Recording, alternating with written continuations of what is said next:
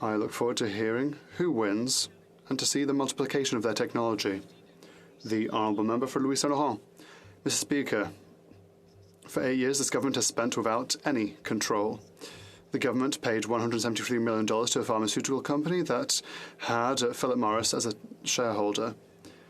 Since 2003, the WHO does not recognize research when it is done by a tobacco company. Even better, Canada has signed this agreement. They signed it in 2003. Unfortunately, what happened was expected. The WHO did not recognize the research, and the minister said, well, I'm surprised. And then the company closed its doors. Why did the government even do a minimum level of verification? That is, telling Medicago to get rid of Philip Morris and then they would get help.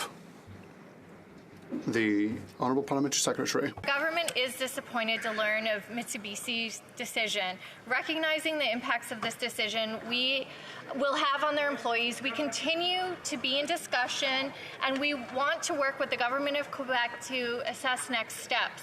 Medicago is still an important player in Canada's biomanufacturing and life sciences ecosystem.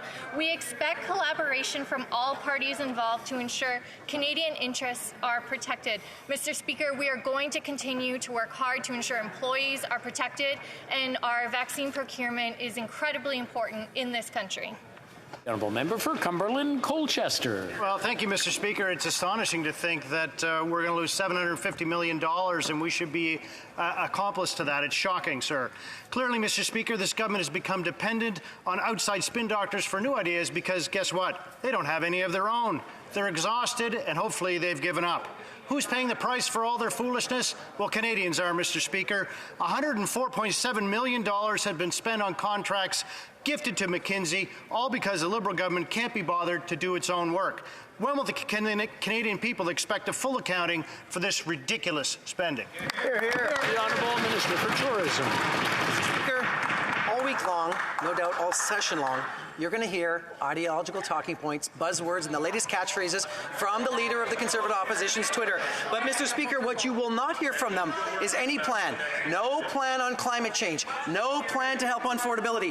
No plan to actually build the economy and get to prosperity for all Canadians. Mr. Speaker, they can keep tweeting. We'll keep delivering. That's our job. The member for Cumberland Colchester. Well, Mr. Speaker, I'm very thankful for that response because we do have an ideology on this side. That's to stand up for Canadians. And after 8 years of spending, this Liberal government is out of money and Canadians are out of patience. Let me cite a few examples of their crazy spending, sir. $2 billion, $2 billion with a B, to a company that doesn't even exist. $100 million to the Liberal friends and, of course, to their buddies at McKinsey. And also up to $750 million, sir, to a company that is now going out of business and shutting its doors. When will this government stop spending and give Canadians a chance to thrive? The Honourable Minister.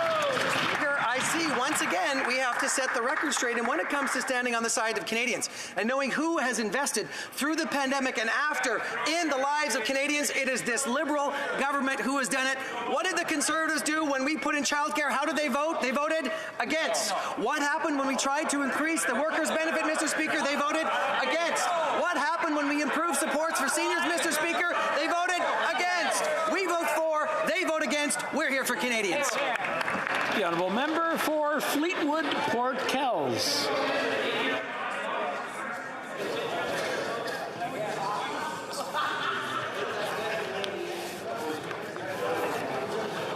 Okay, it's nice to see people talking to each other, but shouting across the floor is not the way to do that. If I can ask you to just keep it down so we can hear the question and then we can hear the response. The Honourable Member, please proceed. Thank you, Mr. Speaker. You know, the ties between Canada and Hong Kong are strong and deep, but we share common values. Among them are